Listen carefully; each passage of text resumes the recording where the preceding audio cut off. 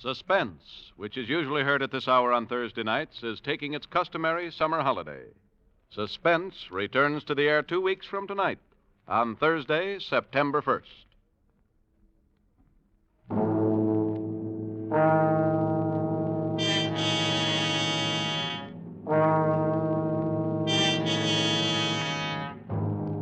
You are standing at the doorway of a cabin on Cashier Creek.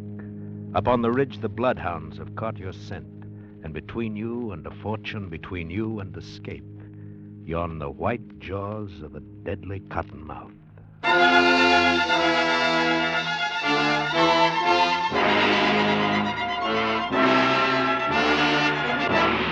We offer you Escape, designed to free you from the four walls of today for a half hour of high adventure.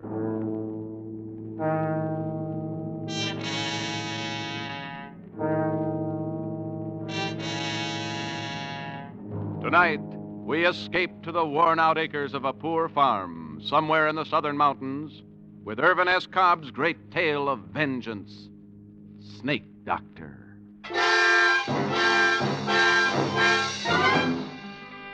Far back in the southern mountains, it's quiet and hot and lonely. One pine-scarred hill is very much like the next, and one winding creek differs little from another. The area through which Cashier Creek twisted was the same as all the rest, except for the snakes. Deadly, venomous, cottonmouth moccasins. There are probably more snakes along Cashier Creek than anywhere else. Most people lived in constant, deadly fear of these snakes, but there was one man who even seemed to like them. A man they called Snake Doctor. His cabin was near the creek bottom where the cottonmouths were the commonest, and he earned his meager living by rendering down their soft fats, bottling their oil, and selling it. Snake Doctor seemed harmless enough, but there was one man who believed he was a colleague of the devil, who hated him, because he wasn't afraid of the snakes.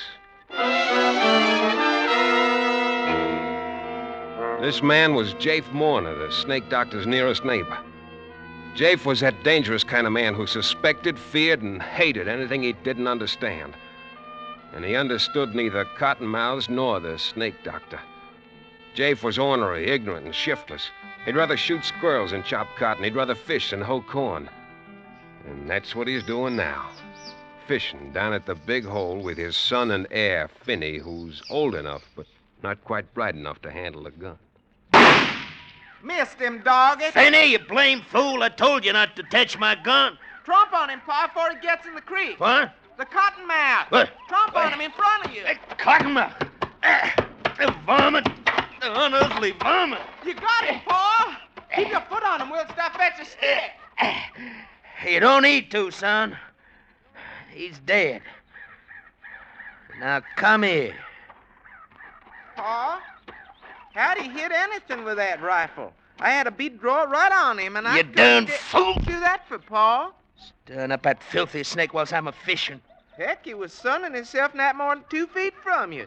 He was just 2 feet from you. Never mind that kind of talk. Won't be no fish around here till thunderation after all that racket.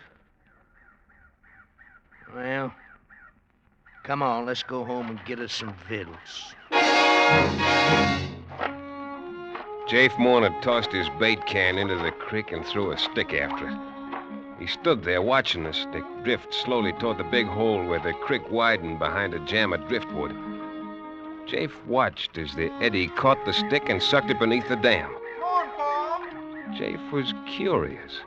He moved downstream a rod or two and waited, watching the water boil up from under the driftwood. But the stick didn't come up. That was strange. It must have caught under there in a tangle of water-soaked and sunken logs. Probably it'd stay there for months.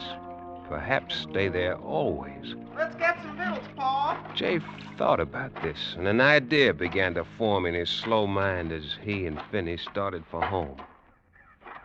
How much oil you reckon's in this, and Pa? Daddy? What you jawing about? This old cottonmouth. How much oil you reckon's Throw in... it down. Throw it down? Why for? I'm gonna... Throw it down like I say. Oh? I was aiming on rendering the old cottonmouths fat like the Snake Doctor does. I was gonna sell it and make myself some money. I don't like the squirming things around me. But it's dead. Leave it where it dropped. You scared on Cottonmouths, Pa? I know better than to get myself bit by him. Tip Bailey knowed a fella got himself bit once. Wearing a drap of liquor for miles. So he goes to work and he cuts open a live chicken. And he put on his leg where the bite was. Fella lived, too. Reckon Mr. Rives ever gets himself bit? I mean, handling Cottonmouth like he does? Who? Mr. Rives. Who? Mr. Rives. That's old Snake Doctor's real name. Ma says I oughtn't call him Snake Doctor. Never mind what your ma says. Nobody in my family's calling no snake-loving scum Mr. Rives. Heck, that's what I say. All right. Could have made myself some money renting that Cottonmouth fat down in the oil. How much you reckon old Snake Doctor makes out in oil he sells? I don't know. Tip Bailey says old Snake Doctor's got more than $1,000 hid away somewheres in his cabin. More than that, most likely. Cussed old miser don't spend nothing. Ain't got nothing save that rack of bones mare of his. Tip Bailey says whenever old Snake Doctor sets foot out in his place, he's got the granddaddy of all Cottonmouths that he leaves out in the cabin to stand guard over his money. Yeah. Tip Bailey says he'd see old Snake Doctor put 'em in his pocket. Live ones, too. Snake Doctor ain't fitting to be live himself. Ma says he ain't so bad. Says he don't mean nobody harm. Your ma better be careful who she's associating with. She says he just don't have good sense. Had the fever too much. Daddy, you ever been in Snake Doctor's place? I don't have nothing more than I have to do with that snake-loving hoodoo. Tip Bailey says he'd bet it wouldn't be no task at all for some no good to poke around the Snake Doctor's shack and maybe find all the money and make off with it. Blame son's darn near rendering me down. Look at my head, full of sweat. Look, Daddy. Huh? See? Full of sweat. Darn near a guard full of sweat come off. Why turning down that way, Pa? It's coming on noon. Dinner be most ready. I'm gonna tell the snake-loving hoodoo that there's some of them cottonmouths on the creek side of our deadening. Heck, he knows that. I'm gonna tell him he's got my leave to catch him. You don't need to come along. Well, if you're going over to his place, I'd kind of like to see it for my own self.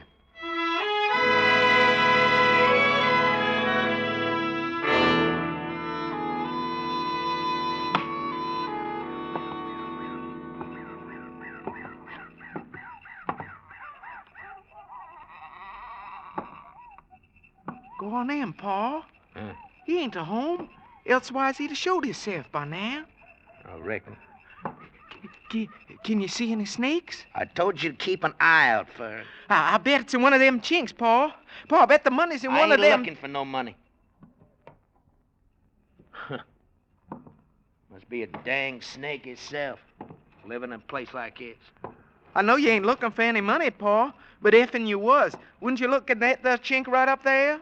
Where? Right there, second log by the fireplace on the right. You see that there hole? Yeah. I reckon I would look up there. Since we're here, I might as well see for myself. Pa, I wouldn't be a mite surprised if old Snake Doctor had him. Pa? Was you looking for something, Jake Marner? Snake Doctor. Yeah. I was looking for you. I want here. Yeah. Look here, you old hoodoo. What's the idea of sneaking up on folks who's took the trouble to come all the way down here to do you a favor, huh? Come on, Fenny. We're getting out of here.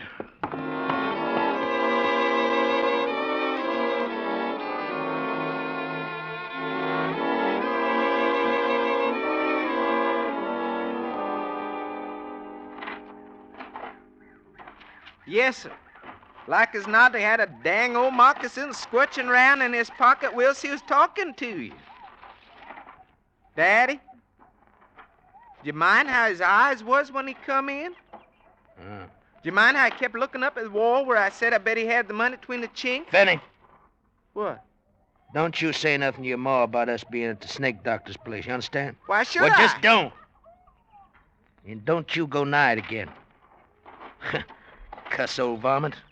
You'd have thought we was prowlers the way he acted. Yeah, prowlers. Ma, dinner about ready. Your pa with you, son? Yeah, I got time enough for dinner to go down the spring and get me some cold water. If you stir your stumps, you can. Catch anything, Jeff? You think I can catch fish with Fetty fine off my gun at cottonmouths all the time? Ain't this heat more'n a body can bear? Any colder but the creek? That poor old Miss Rives come by here a spell ago, mighty nigh shook to pieces with a chill. Oh. He come by, did he? Well, did he come in? Just for a minute. Just for a minute, huh? What'd he want? He wanted could have give him something for his ailment. Just about could drag one sour foot afore the other. Barely could make it up here from his place. I give him a dose out in our butler's acre drops. Would have given him a little smidgen of liquor, only I couldn't. Oh, you would, huh? Please don't, Jeff. Don't whop me. Don't, Jeff, don't whop me. Just poor old Mr. Ives. Mr. Ives! Mr. Ives! How many times I gotta tell you that old hoodoo's name is Snake Doctor? You don't mean nobody no harm. He made a skin of lostwit's hide and tallow, and you calling him Mr. Ives. Huh. You be calling him Honey and Sugar next. Without I learn you better. Please, Jeff, please. Bad names, huh? Why, I aim to...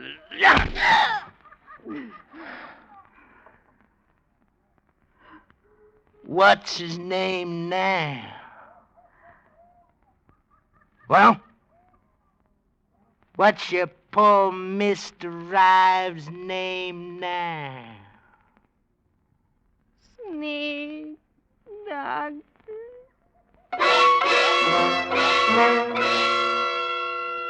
Kizzy Morna rubbed the ugly red welt on her scrawny arm and gave the frying pan full of sizzling side meat a hopeless nudge. She prayed that time and food might take the edge off Jafe's temper. Finney slouched in from the spring, saw the mark on her arm. Pa been whomping you again, Ma? What'd you do this time? She silently dished up the hogback and cornbread for her two men. While they sat at table, she ate on her feet, serving them between bites, as was the custom in the Morna household. After dinner, Finney stretched out under the chinaberry tree, and Kizzy sat on the porch, fanning herself and dipping snuff with a peach twig, scouring it back and forth on her gums. Jafe took his ease on the floor of the back room, but he didn't sleep. The meanness was stirring in him, and his hatred of the man he couldn't understand, the man who'd got rich off of cottonmouths. His mind was working on something he'd seen that day and another thing he'd heard. He was adding them together. That stick had disappeared under the log jam, and the Snake Doctor's money. It was 4 o'clock before any of them moved, and then Jafe spoke to his wife for the first time since noon. Busy? Where's that there vial of drinking liquor? By the window. You took it out in your pocket before you laid down. I ought to carry a vial of liquor with me. I might get bit by a moccasin as soon as Pa would. You better not let me catch you. You find it, Jeff? Yeah, I just remembered. I won't be needing to tote no spits along with me while I'm going. I wouldn't take no chance, Dave. Just one cottonmouth bite. Cottonmouths all down the slashes, else along a creek. Well, I'll be all this evening's up along Bailey's Ridge in the high ground. You fixing to go shooting? Aim to gun me a chance of young squirrels twixt now and dusk time. Heard them barking all around me this morning. Reckon I'll come along, Pa. You stay in here, son. Oh, dang it. It'll be steaming in the place when the rain comes down. Pa, you might be needing me just... You stay here. Oh, dang it. Kizzy, you set me up a snack of cold supper on the chef. Likely I won't get back till it's plumb dark.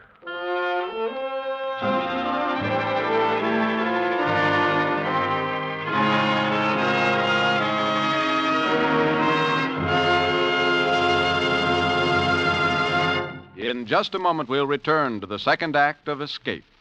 But first, That wonderful variety show with a purpose, CBS's 1 hour-long program, This is Broadway, will be round again tomorrow night on most of these same stations.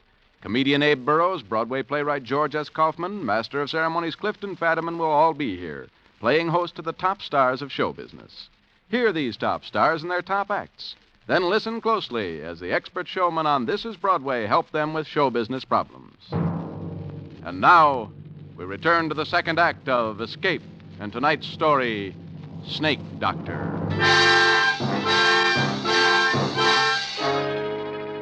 Jafe Morner turned north through his struggling corn rows, and in a minute he was lost from sight.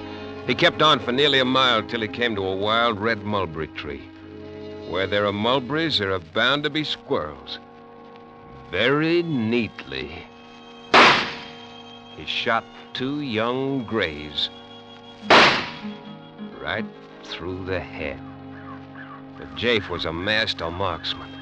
And unsuspected by any who knew him, Jafe had another quality, one that made him more dangerous than the rest of his kind.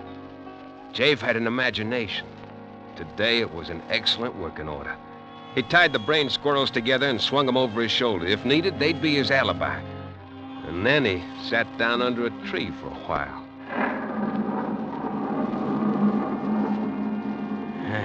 Got plenty of time. Don't need to get down to Snake Doctor's place till about dusk. When he comes out to feed that swayback mare of his. Mr. Ryan. He sat out 2 brisk thunder showers and the intervals between them. And then he set off in a wide arc down Bailey's Branch along the skirts of Little Cypress Slash, down to the sunken flats edging Cashier Creek. It took more than an hour of careful traveling before he came to his destination. A screen of haw bushes, less than 50 yards behind the Snake Doctor's cabin. No matter how ailing he is, you'll get up and come out to feed that rack-a-bones mare. Mr. Ryan. Well, I'll learn him to go colleaguing around another man's woman. Jafe Morner let his jealousy heat him to white hatred. At this moment, he was avenging his honor. Didn't admit even to himself that the real reason he was here was the Snake Doctor's money, hidden behind the log by the fireplace. Home-wrecking, snake-loving varmint. 10 minutes from now, I'll chunk him down a big hole in the creek like I did that stick this morning. And he'll go down and never come up. And nobody'll miss him. Nobody'll know he's gone for leastwise a week, maybe a month. And maybe if I get around to it, I might come back this way someday.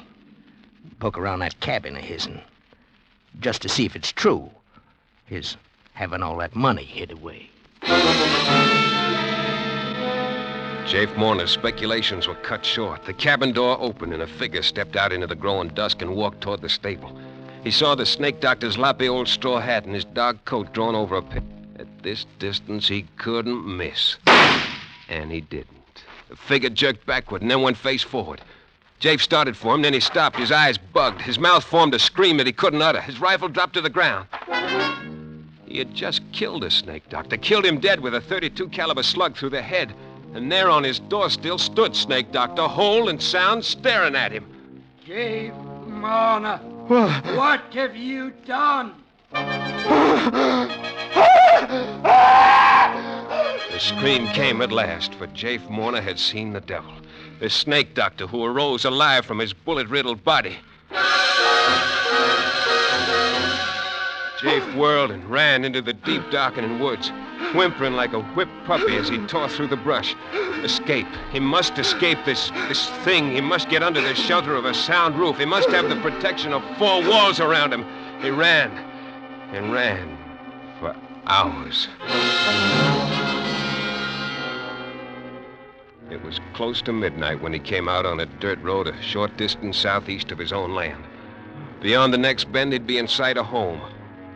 And then he stopped. Around the bend, coming toward him, was a joggling light, a lantern hanging on a buggy. Jake flattened himself in a clump of brush to hide until the traveler passed. And then, just as the rig was opposite him, he heard a call coming from the other direction. Hello there! Who's jogging? Oh, there. Oh, steady, boy. Me, Davis Ware. That you, Tip Bailey? Yes. Pushing it out from the junction. Tolerable tired. What brings you out this time of night, Davis? Somebody sick? Sick nothing. There's been a parcel of trouble popping in these bottoms tonight.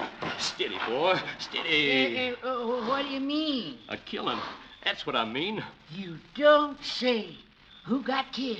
I'm fixing to tell you. It happened just around dusk time down at old snake doctor's place. Yeah? Was it him was killed? Give me time, Tit. It seems like snake doctor's been a chillin' lately. Mm-hmm. He was pretty bad off today, so Miss Kizzy Morner, she footed it down from her place to his'n, fetching some physic with her and a plate of hot victuals. You might have thought it, Miss Morner. Might have thought it. You want to hear this? Yeah. Go on. Oh, boy. Well, pretty soon after she got there, it seemed like he was tired, and he tried to get up out of his bed to go and feed that old crowbait nag of his'n. Uh-huh. It started in again by then, pouring down hard, so she made him stay where he was, and she put on his old hat and throwed his old coat around her, and he wanted to keep out of the wet, and no more, and she got outside, and a shot came from the edge of the woods, and down she went with a bullet through her brains. Killed her? Kizzy. It was a dog. It was But Kizzy. who done it? It was that low-flung husband of hers done it, that's who. They shot and 'twas him. Sure thing. Oh, boy. Sure thing, they're certain. Snake doctor jumped up when he heard the shot, and he catched a quick look at Jafe over the fence. Uh-huh. There wasn't a long streak in Kiz's arm where he must have whopped her during the day. Why, hanging's a sight too good. Did they catch him? No, but they gonna. Sheriff get there yet? No, but he's due any minute with his pack of hound dogs. Oh, Trail ought to lay good. Ground being damp the way it is. for sure. Old snake doctor, he's a-saying the Lord's gonna strike the murder down in his track. Amen. But me, I'm a-putting my main dependence on them bloodhounds. Oh, poor Miss Marner. She always was a good-hearted, hard-working woman. Kizzy. And mightily put She's upon dead. by that skunk. I Jake. shot Kizzy. Say, did you hear something just then? Can't say I did. Yeah. Oh, probably a rabbit breaking through the brush. Hmm? Listen, Yeah? the sheriffs are coming. Oh, yeah. Can you hear them hounds of his'n? Oh, just for sure. I gotta hurry. Get out, Bessie. Come on. I'll see you back at the morning. You sure will. Jafe didn't waste no time mourning his dead wife. He had a chance against a pack of bloodhounds if he started right away. But Jafe's imagination went to work again as he backtracked along the creek bottom in the spotty moonlight. Gotta throw those dogs off the trail. You gotta wade the creek, even if it is full of cotton mounds. Must be all around me now. Folks say don't strike in the water. Hope them folks is right. Yeah, I've got to get back to the snake doctor's. Get his money while he's still up at my place with Kiz's remains. Get his money and the rest will be easy. I'll make for the deep timber, cross country to the river, make it by tomorrow sundown. Hire me a shanty boater to ferry me to the Arkansas side. It'll get me a haircut and catch me a train for somewhere else. And I gotta get Snake Doctor's money first. Snake Doctor's cabin was dark and empty when Jafe reached it. Only a few dull embers in the fireplace. But he knew where the chink was. He'd find it in the dark. He scrabbled at the logs, felt some bark give, felt the clay mortar crumble under his fingernails. There it was, a hole big enough for a man's arm. He plunged his hand into it, touched something slick and smooth, and then something sharp plunged into his thumb. At that moment, the fire flickered to life. Jafe yanked his hand out of the hole, saw two tiny bleeding punctures in his thumb. At the mouth of the hole stretched the wide-open jaws of a cottonmouth. It worked fast. He felt the pain leaping from his thumb to his hand, seeping up his arm. If only he had some liquor. If he had a fresh-killed chicken to slap on the wound, but he had nothing. Then a sharp, horrible pain wrenched his heart, and then a second. And there in the firelight, the huge cottonmouth poised in its crevice. Jafe leaped out of the shack, started blindly for the timber. He staggered, stumbled, then he pitched forward on his face, his open mouth full of weeds and muddy grass stems. The cramping fingers of his outstretched right hand almost touched a reddish-black smear on the wet, trampled grass.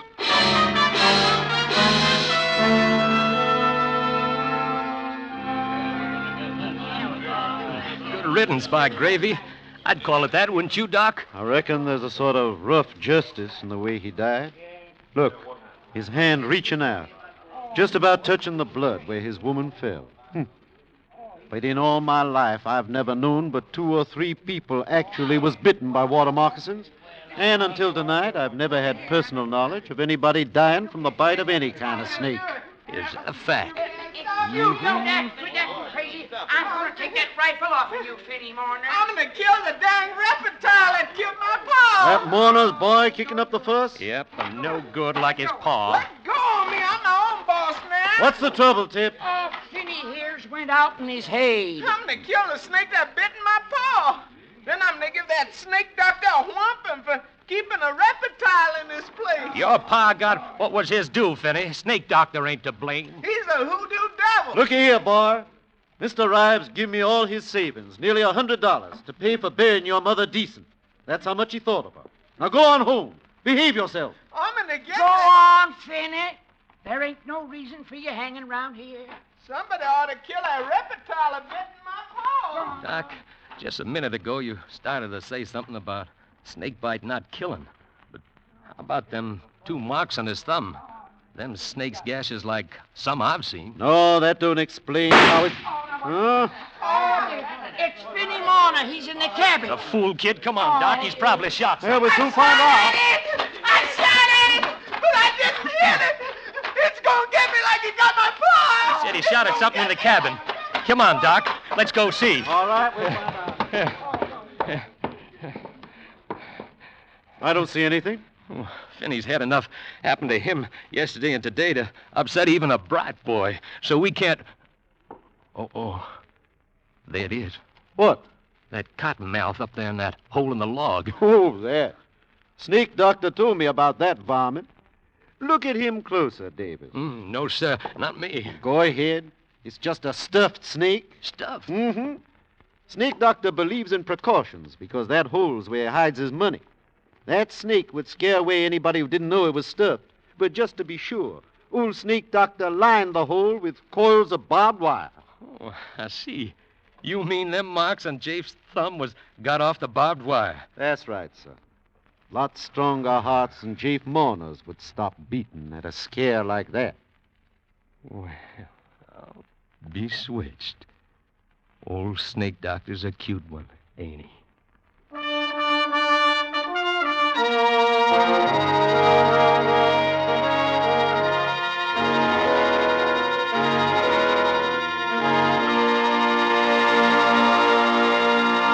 Escape, produced and directed by Norman MacDonald. Tonight brought you Snake Doctor by Irvin S. Cobb, adapted for radio by Fred Howard, starring Bill Conrad as Jafe with Paul Frees as Finney.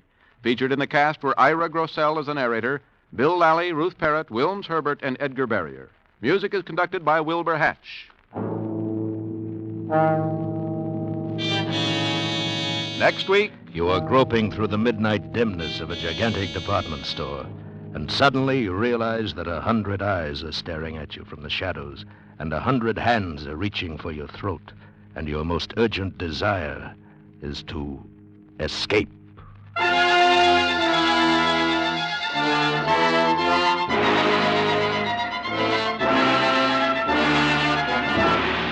Next week, we escape with John Collier's story, Evening Primrose. Be with us next week at the same time when once again we offer you Escape. Ethelbert is at the bar, and Ann and Casey are about to enter on another thrilling crime photographer adventure. Tonight, it's a story entitled Big Danger, and it'll be along on most of these same CBS stations in just a moment. This is John Jacobs speaking. This is CBS, the Columbia Broadcasting System.